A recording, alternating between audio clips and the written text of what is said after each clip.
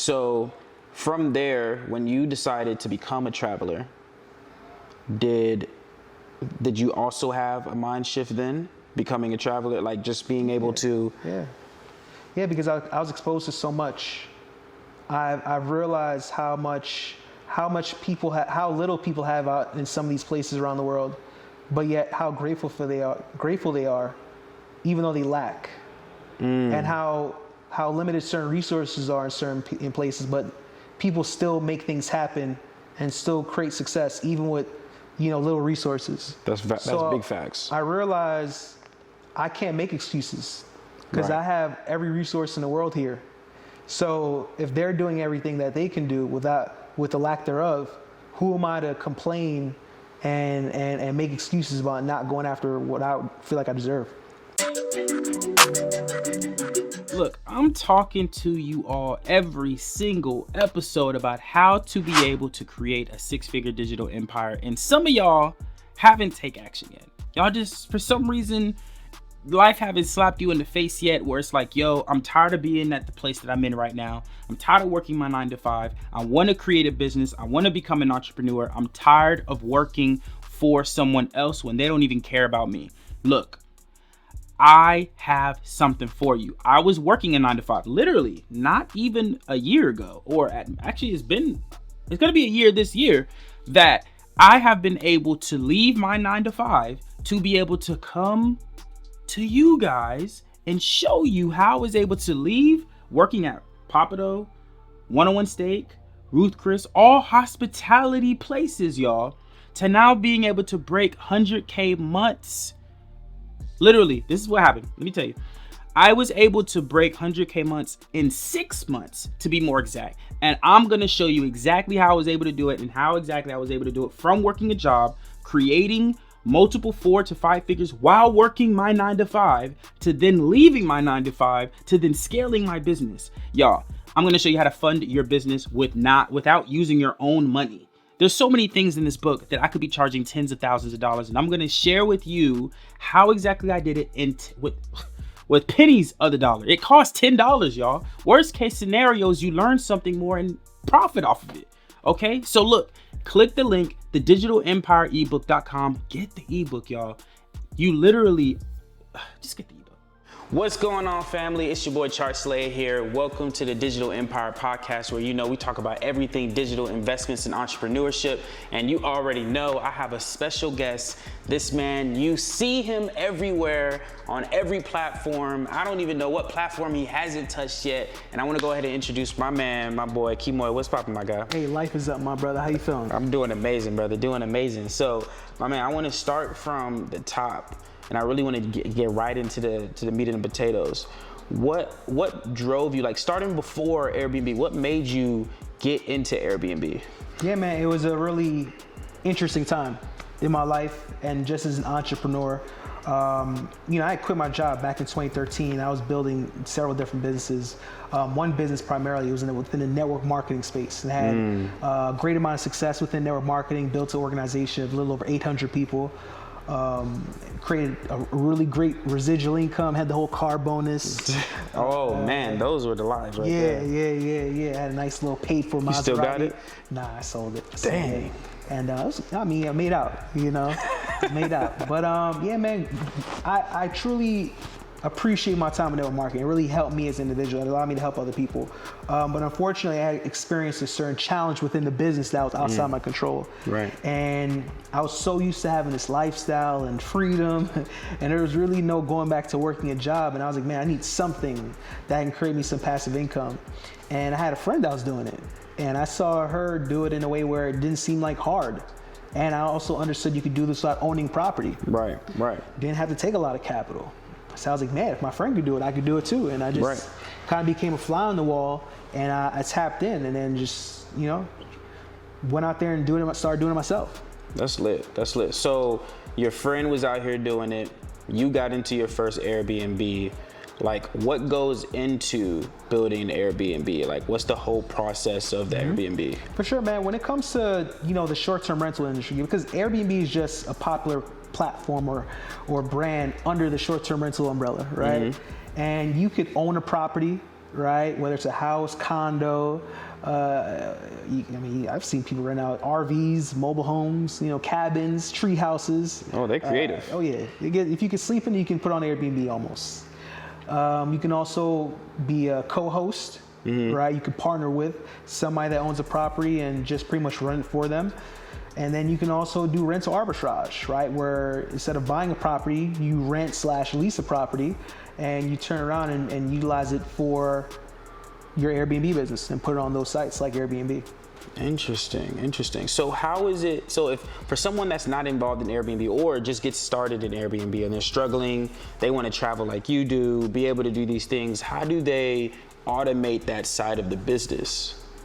They gotta have a team. Gotta have a system. Because the thing is, man, if you don't have the right people in place, and if you don't have a system, it's gonna be like a job. So you definitely want to have a cleaner. You definitely want to have a handyman, self-check-in system. You can have some type of property manager or even a virtual assistant. Run your communications. So like me personally, I have people that talk to my guests 24/7, 365. 364, right? Last year they had one day off. But I guess it's not slavery. They want to do it. They enjoy it. And the system and the team, man. That's what allows you to really make it passive. So you said something important, and as a person who owns VAs, my people don't run 24/7. Yeah, right? It's not typical. It's not a regular, Yeah. That's not a regular thing. So how exactly are you having the people run 24/7 like that? The beautiful thing is it's like they're a family, right? So it's like a husband and a wife, and then I think they also have like a nephew or a cousin or whatever. It's like 3 or 4 of them, and they just pretty much rotate the times, so they're able to essentially between all of them, they're able to pretty much run it 24/7. So like they're taking shifts. They're taking shifts. And Interesting. I pay them as like one entity though. So I'm not like paying per person, I'm paying for the entity. That came as a package deal. It's just, I was looking for a VA and I'm fortunate enough to come across them, and they were a family deal. You know what I'm saying? Wow, that's crazy. I kind of told them what I was looking for, and that's why it's so important to communicate and just kind of set the intention on what exactly you're looking for. I knew that I didn't want just a 9-to-5 VA, right? Like I have VAs that work set hours, right? But when it came to Airbnb, I knew for that, I need people that worked around the clock, because people reach out 6 a.m., 6 p.m., 3 in the morning, 3 p.m. People reach out around the clock. So I don't want to feel like, because I have VAs working from 9 to 5, and then after 5, I gotta. You gotta respond now. I didn't want that. I knew I needed around the clock. So that's dope. I didn't even think about that. Like, so you hinted at the fact that that's only with Airbnb where you have VAs. So let's talk about the marketing side real quick. Yeah. How does the VAs work on the marketing side of your business? For sure. So I'm heavily into Instagram marketing in general. I get brand deals and collaborations with different brands and things of that nature and companies. Sometimes they'll help me with the outreach of these different businesses to see about doing a brand collaboration or brand deal. They'll send out emails and respond to emails, keep me up to date and organized. And even when it comes to like content, like posting overnight, on Instagram. Yeah, facts. They just kind of help me with certain things like that to kind of keep the oil machine going. Interesting. So continuing on that Instagram marketing side, you're huge on Instagram. Like you're more out there than most people are in the social media like across all platforms. We're just talking about Instagram right now. Yeah. Like last week, one of my friends reposted you. You feel what I'm saying? I'm like, oh, that's my boy. Okay, he out here in these streets. You feel what I'm saying? Yeah. So like, what are some ways that you're actually promoting yourself on Instagram? Content is king. If they don't know you, they can't flow you. So I'm very intentional about my content, the type of content, and it's all valuetainment, right? So it's like I'm putting out information that's valuable but yet entertaining. And I'm doing it in a way where it's like it keeps them engaged. So yet I educate them and inform them, So it's like they share it. I create shareable content. So even if I don't know you, you're gonna share it because you feel like it's cool. And then guess what? Someone else gonna see it that doesn't know me. So it's like I bring them in. So how do you have a healthy balance between that valuetainment? Yeah, man. So it's just, that's a good question. So number one, I look at valuetainment, right? I look at other people's entertaining content. Okay. And I kind of see like, all right, this is what people like, what people don't like, this is what people share a lot, people like a lot. And I kind of see what's going on in terms of how people treat the algorithm. I say, okay, cool. Let me duplicate that to a sense, but yet put my twist on it with what I have to offer. And from there, it's like I kind of can formulate just what people like. Because I feel like after a while, you'll start to realize it'll become predictable. Right. You'll start to realize people are predictable, you know? Yeah, facts. Yeah. I've definitely peeped that from my content, like in the past. I'm like, oh, I see that I've done this over and over and over again. Now it's not getting the same traction that it used to. So I have to switch it up. Like it's like working out. You know how you hit a plateau with working out, so you got to switch up the way you're working out because your body's used to it. Like that's how I view you know, Instagram. So that's crazy. So when you're putting out content, how do you know when to pivot?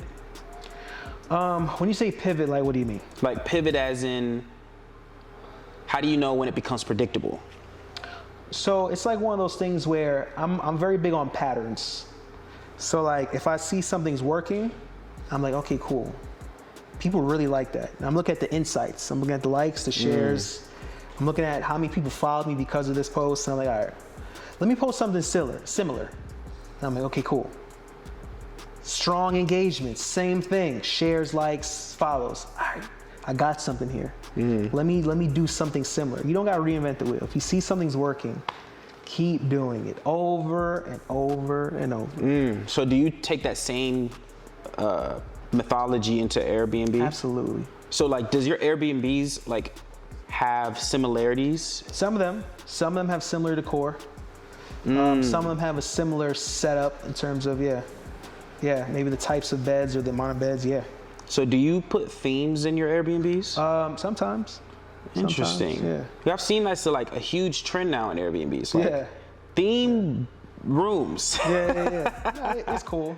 You just gotta be mindful when you do it, right? Because sometimes people go overboard and it's like, it's actually, it's like they make it so specific and so unique that they only a certain type of person will book it. Oh, so too niched. Yeah, too niche. What's going on, family? You guys already know I appreciate you for checking out this episode. So you guys know that I've been trading and building high-level skill sets for years now. You see me on my Forex journey, my stock investment journey, my portfolio journey, a day in the life of everything. And so what I want to do is I want to give back to you. I want to make sure that you all learn everything that's in my brain. So what I have done is specifically in regards to skill sets is I've created a course, like a whole course. Like this is the best thing that I've ever come out with since sliced bread, right? It's a Forex course on how exactly to build wealth, create high-level skill sets, and I want to teach it to you. I want to give back. It's not even like, it's super affordable. Like you could, like your daughter could do it. A 5-year-old could do it. And that's what I want to help you guys do. I want to give back to you. So if you want to learn exactly how to build high-level skill sets, I want you to click this link right here. This link is going to break down everything for you and literally change your whole life. So go check it out. Check out the Trade Syndicate. Check out the way that we do things. Check out the Chart Slayer. Check out your boy. All right. See you on the next one. But if you do it the right way, it could be very attractive and it could be very, very lucrative. Okay, so how many units do you have, or Airbnb, we would call it units still, right? Yeah. How many do you have currently right now? Currently 15. 15. Couple units. Couple units. You always decent, you know, couple units, you know, nothing crazy.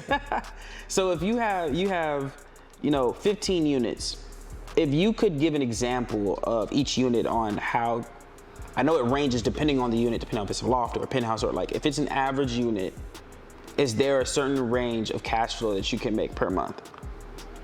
So I feel like just to be conservative all across the board, maybe like a 1-bedroom, I would say you could do about, you know, conservatively, not necessarily a theme, just, you know, nationwide. I'd say you can do like 1,500, 2,000. A month per unit? Yeah. Yeah. So 1,500, 2,000 per unit, of course, depending on location and other factors and variables. So if a person came in got one unit and said, you know what, I want to scale this. What's the process of scaling an Airbnb business? Do you just duplicate the same process? If somebody wants to come in and duplicate the same thing, Yes. yeah, for sure. But they have to pay attention to everything. So don't just, you know when somebody has like a cake recipe, Right. like don't just put the flour, the water. They put all these ingredients and say, you know what, let me leave out the sugar. And if you put all the ingredients in and leave out sugar, what's gonna happen? Yeah, it's not going to be the same But thing. you put 99% of the ingredients. That's the key ingredient, though. Sometimes people do just everything but that one thing or those couple of things because they feel like, oh, I'm gonna do most things. But we need the sugar, though. We need the sugar. Actually, Yeah. that makes the entire thing. Like, There are certain things in business that you gotta. you got to sprinkle in. Okay, so going into the Airbnb. So you're coming from, okay, your friend put you on game, or you saw her do it, and that made you do it. Like, do you feel like that was a form of mentorship, or was it more of like, oh, we were both doing this at the same It time? was a form of example. It was a form of possibility. Okay, so if you saw someone else do it, then you thought I could do it as well. So how do you relate that as well into your content? Everything. Okay, so how do you relate someone as a new entrepreneur looking at you on your content, seeing you do Airbnb, like what tip would you give them when it comes to, hey, I want to be in that lifestyle, I want to live that dream, I want to travel. Yeah. Like how do you relate to that? What tip would you give me? You know, look what I do. Pay attention to it. You know, look for patterns. See what you gravitate towards. But at the end of the day, make it authentic to you. You know, be you at the end of the day. But there's nothing wrong with duplicating certain strategies and certain just things that people do that's working. Not at all. And of course, the most important, it's the mindset of what I do. That's the most important. The actual thing that I do is the mindset. Expound on that. Ask my How is that mindset. Ask me important? what I think. Ask me why I do things. You know, and you'll understand more about the actual thing that I'm doing or how I'm posting. Okay, that's lit. So the mindset. Let's talk about that for a moment because that's the most important part. What exactly do you do? When did it shift? That's a better question. When did your mindset shift? Because everybody came in as a scarcity mindset before they have an abundance mindset. So what made you have that epiphany bridge to be like, you know what? Now I got something. Now my mindset is shifting. Like, when was that? Do you remember that point in your life when that happened?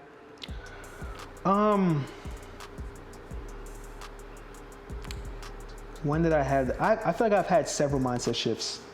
From like right before I became an entrepreneur, like a few years ago, this year. It's like I'm constantly having shifts.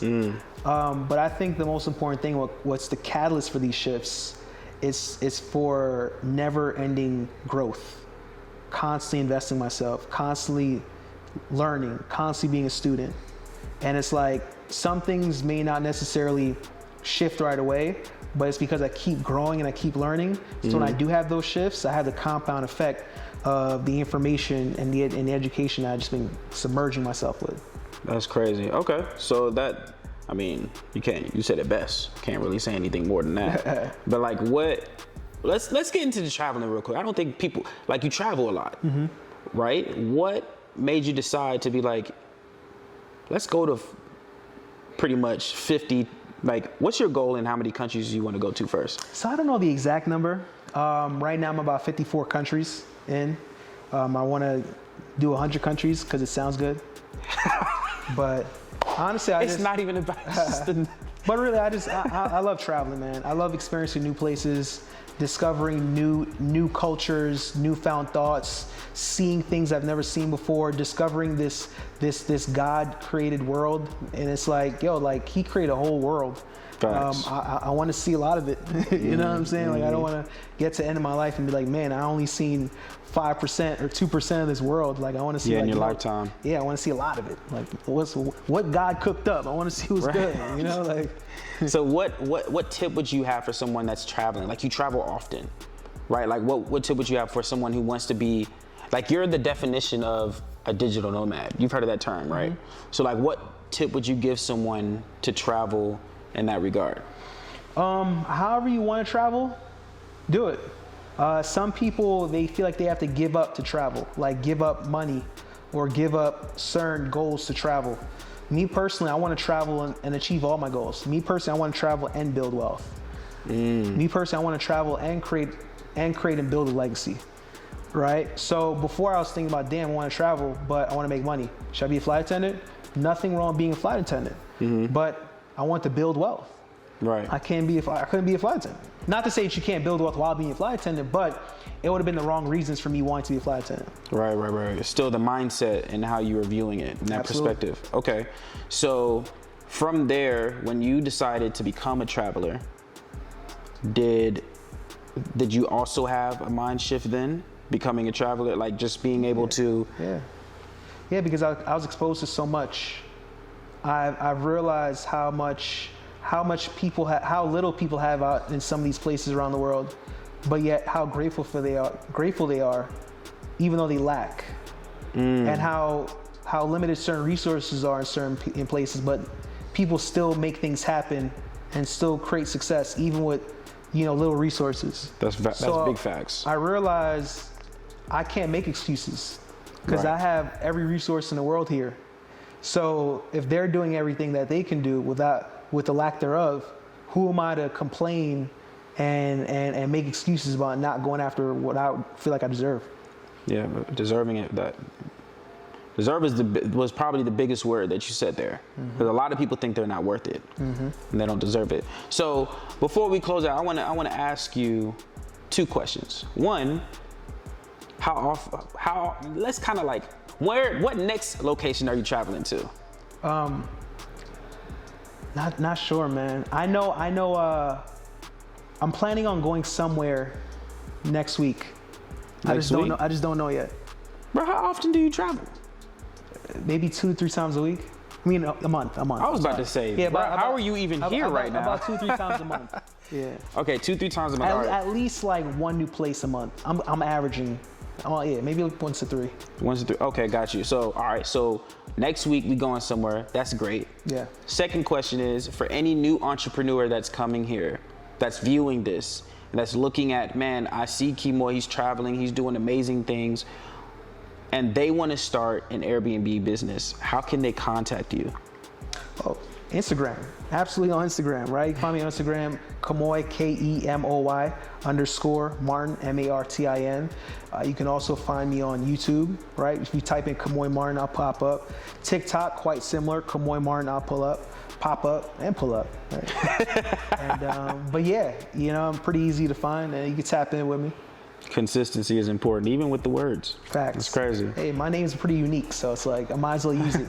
That's lit. My man, I appreciate you for hopping on the podcast. I appreciate you, man. We definitely got to pod. Yeah, man. Look, we got to set it for sure. Yeah. You see what I'm saying? What we want to do is the next 12 months, we want to see where you are from today. Right? You're doing big things now. Now in the next 12 months, we want to have you back on and see what mindset shift you have already had. Dang, I'm excited about that. You see what I'm saying? Yeah. So I'm excited about that as well. I appreciate you, my brother. Appreciate you, brother. Awesome. My man. Hey family, thank you so much for checking out this episode. I really do appreciate it. So I get this question a lot of, hey, how do you get your family on board on everything that you're doing? Your family's everywhere, you're traveling everywhere. This brand of family is huge. And so I want to teach you guys how to create a family business and build a true legacy for your family. And in order to do so, if you want to learn exactly how I do that, I want you to check out socialcurrencies.net/family. Actually book a call, see exactly how we can assist you in creating wealth for your entire family and breaking that generational curse. We are strongly against generational curses, and we want to break generational poverty and build generational wealth, and not just wealth, but true wealth. And so I want to help you guys. Go ahead, tap in. Again, the site is socialcurrencies.net/family, and I will see you on the flip side.